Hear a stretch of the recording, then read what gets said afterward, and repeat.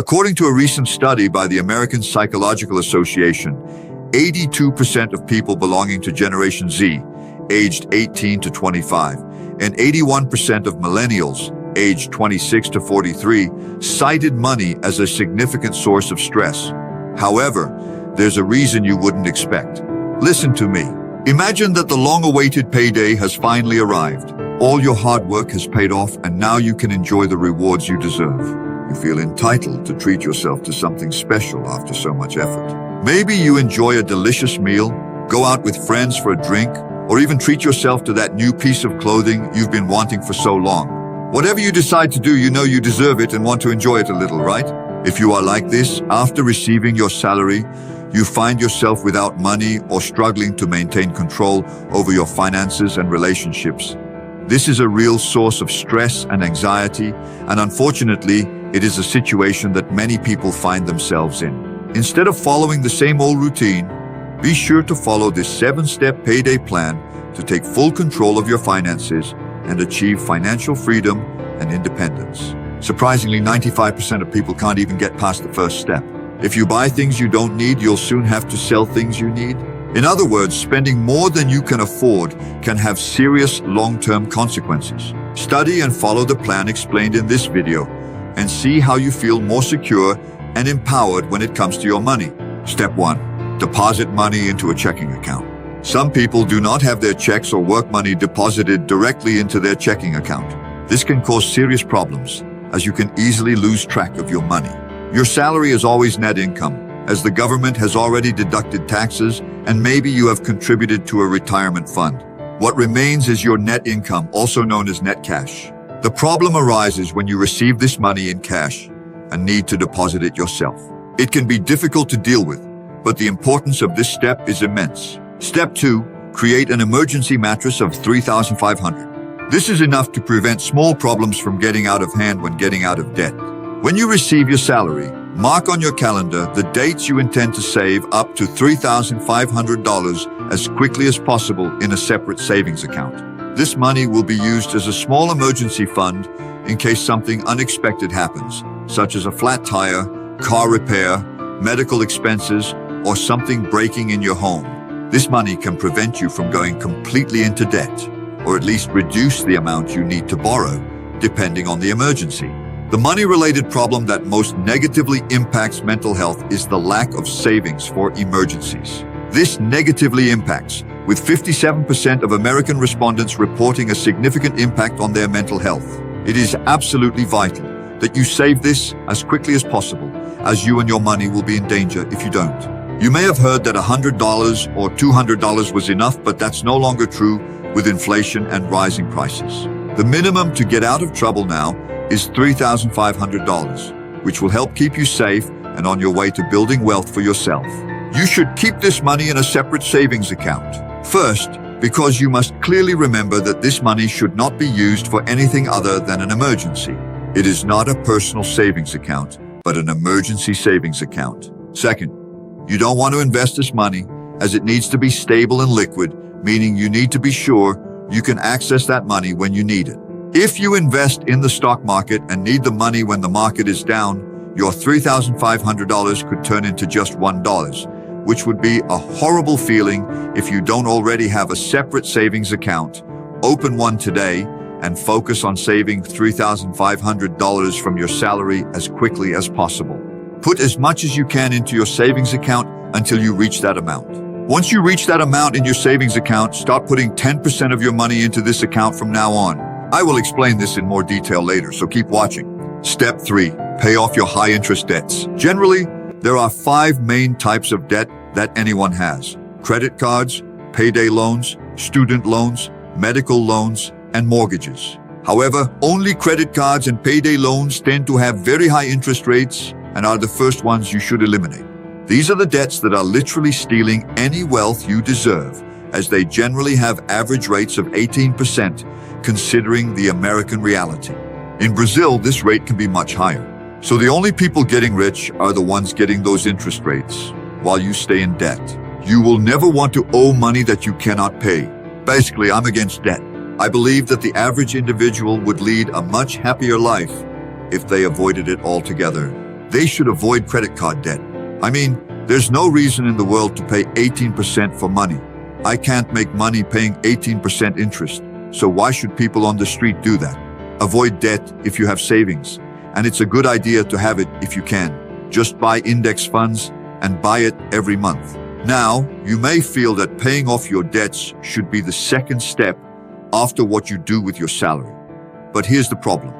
Imagine you pay off your debts, but an emergency arises. You may have almost paid off your debts, but now you are drowning in debt again because you had no emergency savings to protect you. This starts the vicious cycle again. So pay the minimum amount on your debts while saving for emergencies. Only after saving at least $3,500, start aggressively paying off your high-interest debts. The hardest part, however, is staying away from your credit card once you've paid off the debt. For example, suppose you get paid and forget to save some extra money for fuel. This causes you to resort to your credit card to fill the tank, completely defeating the purpose of paying off your credit card debt. The best way to avoid this is to fill the tank as soon as you get it, whether the tank is full or empty. Step 4. Invest your money. Controlling the cost of living, simplifying and saving money is the secret. The amount of money I had was small, but I always understood my income and invested, and well, if you live long enough, you end up getting rich. I always joke that from birth I was programmed to allocate capital. Whatever my natural predisposition, I constantly worked on it, and I believe I worked even harder than anyone else. It doesn't have to be hard to get rich. People suffer from lack of knowledge, and that's what I want to teach you here today in this video.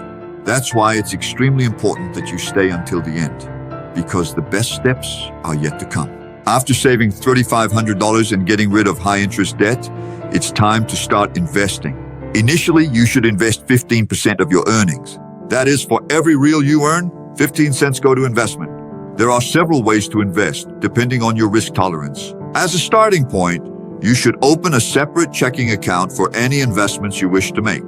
That way, when you receive your paycheck, 15% of your earnings will be automatically transferred to this account, ensuring it's ready to be invested and not accidentally spent on something unnecessary. After that, you have several options. Option number 1 is risk aversion and guaranteed returns. A safe option that also offers guaranteed returns is to pay off your low-interest debts, excluding credit cards and payday loans. Paying off a lower interest debt, such as a student loan at 5% per year, effectively provides a 5% return on investment, as you will no longer have to pay that amount to anyone, thus effectively recovering that amount. Option number 2 involves higher risk and higher return. If you have the tolerance to take on more risk, consider investing in the stock market. Consistently buy a low-cost index fund. Keep buying in good times and bad, especially in bad times. Good companies will always thrive over time. Just buy an index fund and don't worry about headlines or stocks again. Instead of creating a separate checking account, consider creating a brokerage account that automatically invests a portion of your weekly or monthly paycheck, depending on the frequency of your payment. Tell the broker the amount you want to invest, which is 15% of your salary, and the money will be invested automatically without you having to do anything. This allows you to not even realize that the money is being invested, as it goes directly to the stock market, creating another investment account that works passively to increase your wealth. Call your bank or create an online brokerage account and ask the bank to set up automated monthly purchases of the index fund. Alternatively, you can set up automated monthly purchases online yourself. Watch your money grow over the years. If you are not a professional investor, this is the best way to invest your money for the long term. If there's one lesson you should remember from this video, it's to invest monthly for the next 20, 30, or 40 years. Don't overthink it, just do it. If your intention is to build wealth and retire safely, any honest banker will tell you that this is an excellent solution for most people. Step 5, increase your savings. If you're living paycheck to paycheck, it's important to have some cash on hand. You definitely don't want to have a maxed out credit card or anything like that. Avoid high-interest debt and make sure you have a small emergency cash reserve. Having some cash on hand gives you the freedom and peace of mind to get through tough times without falling into the debt trap. While allocating 15% of your money to invest, you should also simultaneously save 10% of your money to further increase your emergency fund. you should save between 3 and 6 months of expenses. So if you spend $3,000 a month, you'll want to have a minimum of $9,000 in your savings account, just in case. A useful rule of thumb for knowing how many months of expenses you should save is this. If you are single or live with someone, 3 months is usually enough. If you have a family, aim for 6 months, as it's a safer option. If you really want to protect yourself, you can go beyond 6 months, but try to keep it below 12 months, as this becomes counterproductive to inflation. Having this fund will protect you from both minor and major emergencies, ensuring you get through them without a hitch. After reaching this stage, congratulate yourself, as it is a great achievement. You are paying off your debts in the correct order, saving and investing. You are part of the 5% of people who are on their way to financial abundance. Step 6, spend on the right things. The 5% of people set goals and have disproportionately greater success in their lives than the other 95%. Did you know that 5% of people budget while 95% don't? Budgeting is crucial to taking control of your financial future. It's not about how much money you make, but how you manage the money you have. By budgeting, you can avoid debt, save, and invest wisely. Finally, financial success and security. So join the 5% of people who take control of their finances, and you'll be on your way to financial freedom. There are 2 main spending points that people have: needs and wants. The priority should always be your needs. So after saving $3,500 for emergencies, paying off your higher interest debts, and now keeping 10% and investing 15%, you should have approximately 75% of your remaining salary. The hardest part is figuring out how to use the rest of that money. First, you need to understand what is a need and what is a want. While this seems like common sense, most people's financial situation says otherwise. A need is something you need to function, and a want is something you can do without. The difficulty arises in the overlap between the two. For example, you need a car to get to work, but you don't need the latest Mercedes model for that. You need a phone for everyday life, but you don't need the latest iPhone with the most expensive plan. It is always helpful to remember, why do you need an item? Buy what you need and avoid wants until you achieve financial stability, or even better, financial independence. Step 7. Monitor your spending. I believe that spending more than 100% of your earnings leads to all sorts of problems. I get letters from people every day who have experienced these problems. You need to monitor how much you spend of the 75% of your net earnings, so you don't spend more than you earn. The only way to make sure you don't exceed your earnings is with a budget. Many people are afraid to budget because they feel it is too restrictive. First, when you budget, it's not a straitjacket. It's you who decides what to do. It's a safety net that keeps you from going astray. The truth is, you only feel this way because you have the wrong mindset. Here's how to change that. You need to realize that being in control of your money, getting out of debt, creating an amazing life for yourself and your family, or achieving financial independence and freedom is the ultimate goal of budgeting. It is not a punishment, but a guide to entertainment. A budget should make you feel free rather than restricted, as you give yourself permission to spend on this and that. What is the simplest way to budget? Take a pen and paper or open a notes app on your phone and list your spending categories. Here are the most common spending categories in everyone's budget. You can pause and write them down. The first is housing, such as rent or mortgage payments. Next comes food spending, such as groceries and eating out. Then transportation, including car payments, gas, maintenance, and public transportation. Next, insurance, such as health, auto, and home. Then debt payments, such as credit cards and loans. Entertainment is another category, such as movies, repairs, and hobbies. Next, personal care, such as haircuts and toiletries. Clothing and accessories come next, followed by gifts and donations. And then the trips. Now think about how much you spend in each category. Write this down and stay within that limit, tracking the amount spent after each purchase. To get an idea of the freedom budgeting provides, take advantage of free online resources like budgeting apps. These are the 7 steps on what to do with your money when you get paid. Leave your comments below and we'll see you in the next video.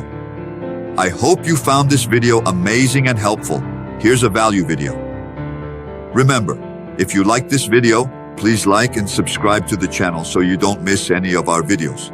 Until next time.